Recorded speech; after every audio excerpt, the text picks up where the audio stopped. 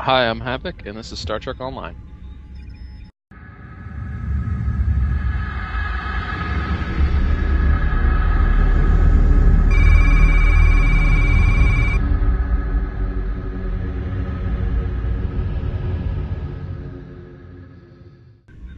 Good morning, YouTube. Welcome to another MMO Anthropology interview. I, of course, am your host, Amarist, and we're here in Star Trek Online. So, could you introduce yourself for us again, even though you introduced at the beginning? Hi, I'm Havoc. This is Havoc, and we are wandering around in the extremely interesting ready room of the bridge of his starship, which I didn't catch exactly what class it is. Heavy escort carrier. Okay, I knew nice. that. So normally when I hit this point, I ask, why did you choose to do the interview in Star Trek Online? But the reason that the interview is in Star Trek Online is because he originally responded to a survey that I was doing of Star Trek Online players. So I want to modify that to more like, why do you play Star Trek Online? Because it's fun. Anything I else mean, in that's particular? that's a really bland answer, but I'm a nerd, sort of at heart, and I've always really enjoyed Star Trek. And being that this is the only Star Trek MMO out there, it's pretty much a given. Um, And it's so not that bad either. I noticed that your captain kind of looks a little bit like like the Benzite race. I could be Yeah, wrong it's about that. Benzite. So you were going particularly for Benzite, or did the No. character creator just kind of handed you that? No, initially I looked at all the races because I was clueless and I didn't know it meant anything. And I saw Benzites had a resistance to, like, acid damage. And I thought that was interesting. And I pretty much went with that. Well, that's a good enough No, it's reason. not. It's not a good idea. No, it's not. It's not a good idea. Let's not go there. It was a bad idea to begin with. I So should have thought about it. do you play anything else aside from Star Trek Online, or is Star Trek Online your primary go-to MMO? Actually, Star Trek Online at the moment is a side game that I play. I What's primarily play World of Tanks. Oh, cool. Well, what's how like why do you go to World of Tanks instead of Star Trek Online? I've been playing Star Trek Online continuously for about 4 or 5 months now. So at this point, I tend to get bored of games quite easily.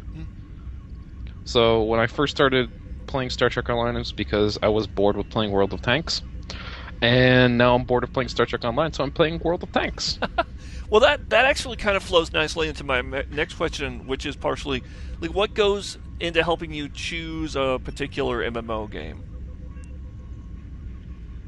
Hmm. I tend to gravitate towards things that I find either interesting or challenging in some way. Or games that once I start playing I really enjoy and I find myself like sort of falling into. Where I have the capability of losing myself. I'm playing for 2 or 3 hours and realizing, holy crap, it's 3 in the morning. Is that how it worked with World of Tanks with you? Because like with me, that's kind of how I started playing it. In the beginning, it was, but now that I'm like 11,000 battles into World of Tanks, Wow. I'm way more cognizant of like how I don't want to say stupid, but not necessarily skilled the average pub player is.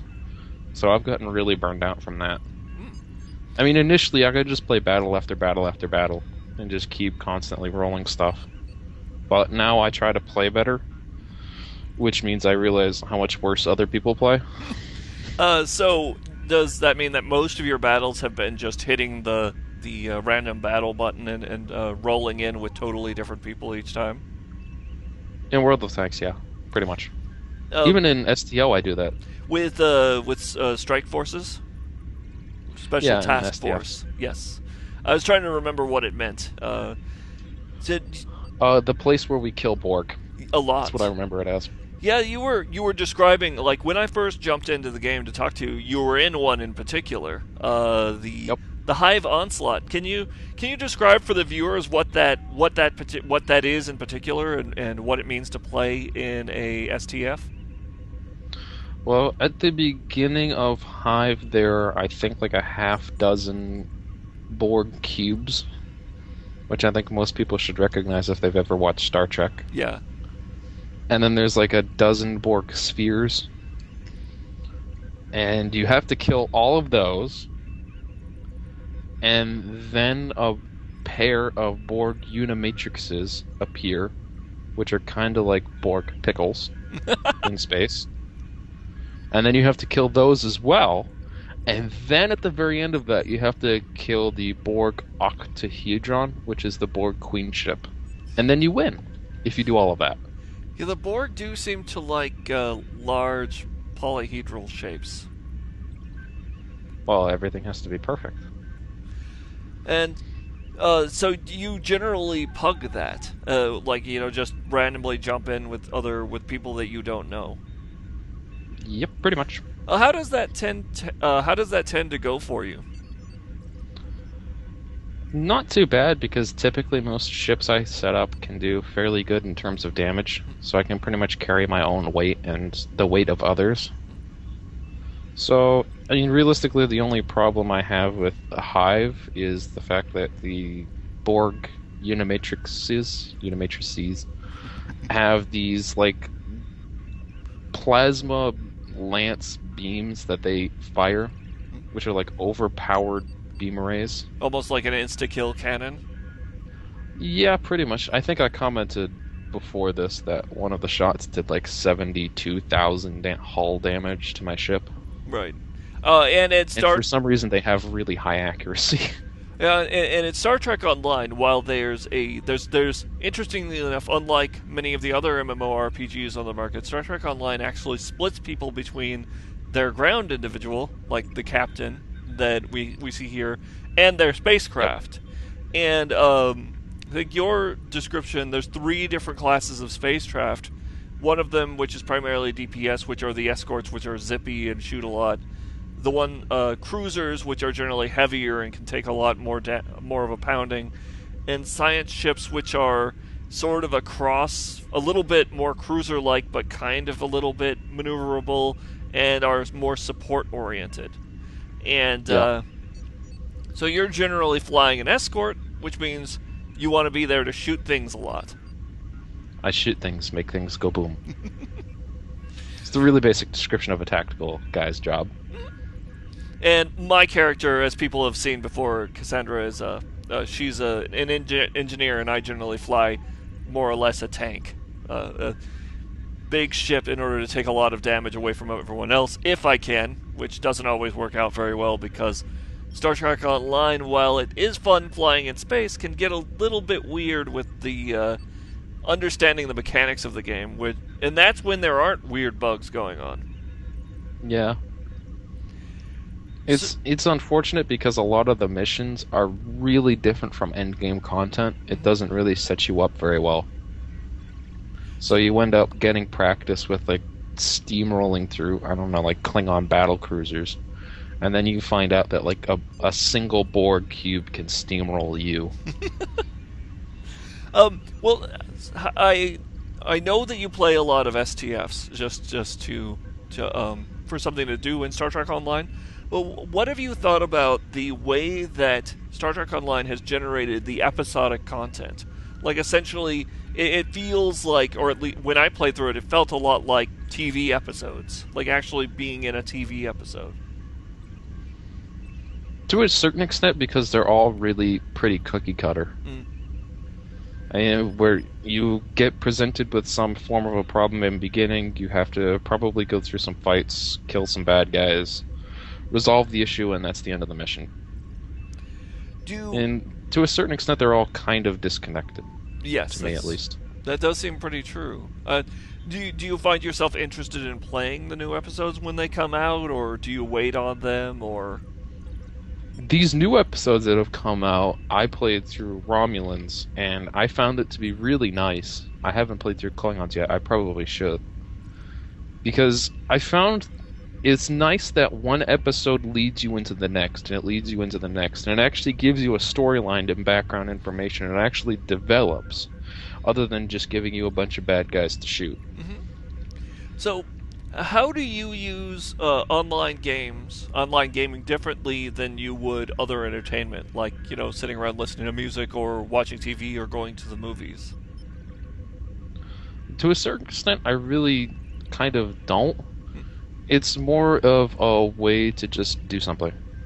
It's like you just pop in when you're bored. Yeah, just pop in, have fun, blow up Borg, which is always necessary. So, do you have a group that you tend to play with in Star Trek Online, or is it mostly a solo agenda where you just jump in and casually find other people to do stuff with? For the moment, it's pretty much solo. I mean, when I started playing, I did eventually get into a fleet, and I had a consistent group of friends that I played with. But then my internet decided it didn't want to play World of Tanks sorry, not World of Tanks, STO anymore. So then I can't play Star Trek Online anymore. So I don't really play with them. And then I think it's about 6 months pass. So by that time, like, the fleet has moved on. I've been kicked out. Oh, So I have to kind of start again, and I'm pretty much on my own you have for to the moment. you have to find yourself another fleet if you want another group of heavies to run around with or Yeah, I veterans. just need to get connected with new people. And finally, and this is where I go pretty much at the end of every interview that I do. What is the most memorable thing that you remember from playing in an online game? In any online game? I could say any. Normally, I'd stick with Star Trek Online since that's where our focus is. But if you have a social experience from another online game that you'd like to relate, that would be perfectly fine. I can do any online game, and then I'll do STO. Yeah, that Or would I'll be do STO excellent. first. Sure. I think the highlight so far that I can recall clearly for STO was the first time I got prototype Borg tech, which was a loot drop for the elite STFs only.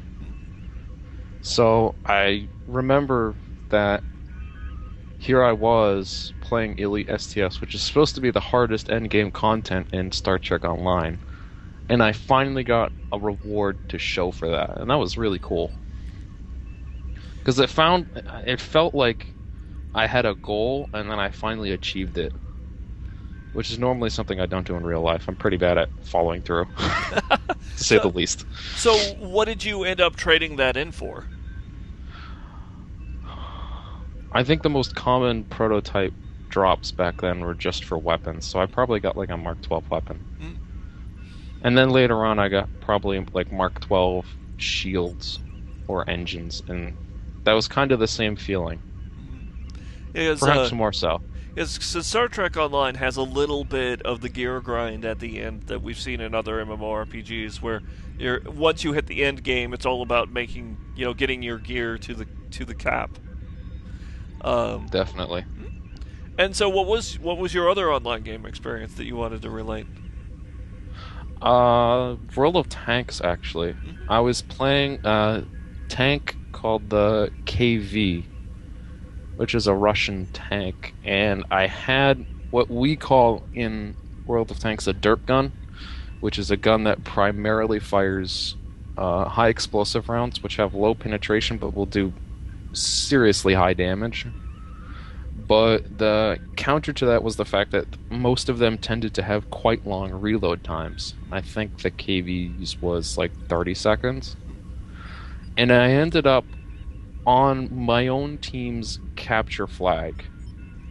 And it was my tank against 5 others. Ooh. And pretty much feeling like I'm boned hard. I'm in this massively slow tank that has 30 seconds worth of reload before I can fire and do more damage. And I ended up winning, which was awesome. So, pretty That much was the greatest achievement ever. pretty much you discovered yourself in a situation where it felt like it was a last stand but against a whole bunch of enemy tanks, and you successfully mowed them down. Yeah, pretty much. Well, the thing was that on that particular map, each of the capture flags is on a hill, quite a steep hill, because it's El Haluf. And climbing up takes quite a long time. So they ended up coming at me one at a time when I was expecting them to come at me in like a pair of 2 or 3. So I was expecting to be swamped because my reload is so long. And they ended up just coming at me one at a time, so I ended up steamrolling them because I could take them on individually instead of as a group. That was awesome. Well, that's excellent. That actually sounds like you had a brilliant tactical position and were able to take advantage of it, even if you didn't know it until it happened. To a certain extent. The other side of the coin is that the other team probably should have waited and grouped up together, but they didn't. And I made them pay the price. Brilliant. Well, that's about all the time that I have for the interview, and I want to thank Havoc for coming along with us. You're welcome. And it was fantastic being on. Yep. Star Trek Online is a fun game, and I really love talking to people who play it. So, everyone else watching, thank you so much for watching, and as usual, good night and good dreams. Do you play online games? Do you have Skype? Then we'd love to interview you on Massive Online Anthropology. Join the fascinating thousands who've spoken about their online gaming experience and be the envy of all your friends. Or at least get the MMO Anthropology Geek Merit Badge. Sorry, no t-shirt. See you then!